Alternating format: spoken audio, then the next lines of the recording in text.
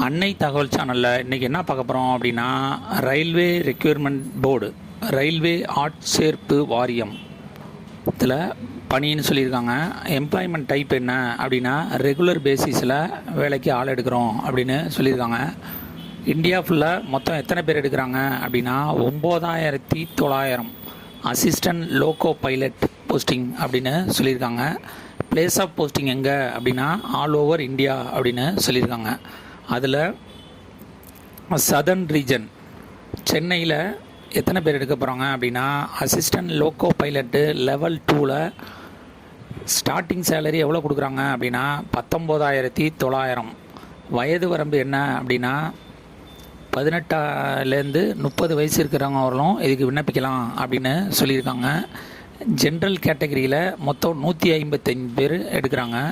SC கேட்டகரியில் 56 பேர், ST கேட்டகரியில் 37 பேர், ஓபிசி கேட்டகரியில் 73 பேர் எடுக்கிறாங்க.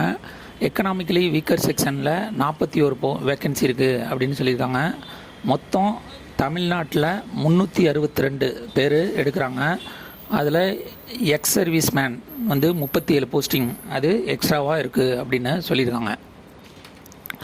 இதுக்கு எஜுகேஷ்னல் குவாலிஃபிகேஷன் என்ன எதிர்பார்க்குறாங்க அப்படின்னா, மெட்ரிகுலேஷன் அல்லது எஸ்எஸ்எல்சி அல்லது 10th பாஸ் பண்ணியிருக்கவங்க இதுக்கு விண்ணப்பிக்கலாம். மற்றும் 10th ஐடிஐ முடிச்சிருக்கணும் அப்படின்னு சொல்லியிருக்காங்க.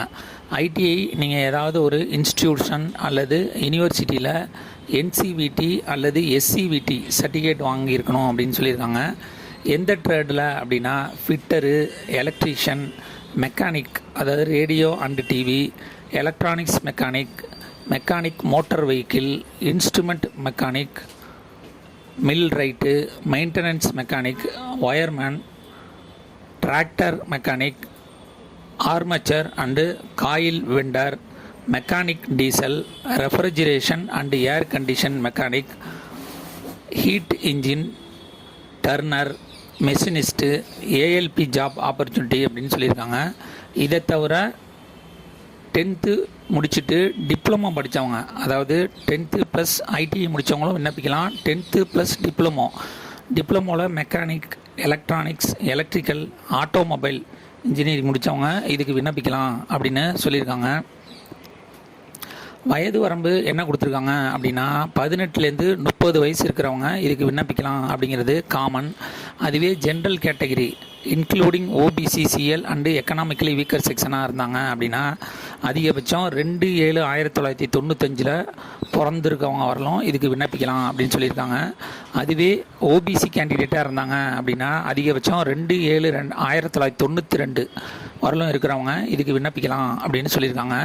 எஸ்சி எஸ்டி கேண்டிடேட்டாக இருந்தாங்க அப்படின்னா 2/7/1990 வரலும் பிறந்தவங்க இதுக்கு விண்ணப்பிக்கலாம் அப்படின்னு சொல்லியிருக்காங்க.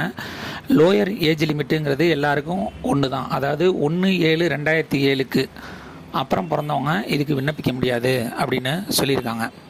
மெத்தட் ஆஃப் செலெக்ஷன் எப்படி தேர்ந்தெடுக்கிறாங்க அப்படின்னா, ஃபஸ்ட்டு ஸ்டேஜி சிபிடி அப்படின்னு சொல்லியிருக்காங்க, second stage CBT, third computer based aptitude test CBAT, fourth document verification, ஃபைனலாக மெடிக்கல் எக்ஸாமினேஷன் மூலியமாக ஆளுங்களை தேர்ந்தெடுப்போம் அப்படின்னு சொல்லியிருக்காங்க.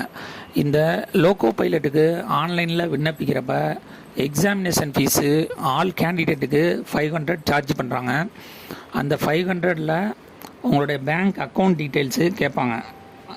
இன்கேஸ் நீங்கள் செகண்ட் ஸ்டேஜ் போகல அப்படின்னா அந்த அமௌண்ட்டு 500 சார்ஜ் பண்ணுறதுல 400 ரீஃபண்ட் பண்ணிடுவோம் அப்படின்னு சொல்லியிருக்காங்க. இதுவே எஸ்சி எஸ்டி எக்ஸ் சர்வீஸ்மேன் மற்றும் பெண்கள் 3ஆம் பாலினத்தவராக இருந்தாங்க அப்படின்னா அவங்களுக்கு 250 ரூபா சார்ஜ் பண்ணுறாங்க. பேங்க் அக்கௌண்ட் டீட்டெயில்ஸ் கொடுத்தீங்க அப்படின்னா ஃபஸ்ட்டு ஸ்டேஜை தாண்டலை அப்படின்னா அமௌண்ட் ரீஃபண்ட் பண்ணிடுவோம் அப்படின்னு சொல்லியிருக்காங்க. விண்ணப்பிக்க கடைசி நாள் 9/5/2025.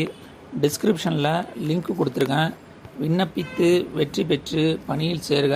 நன்றி, வணக்கம்.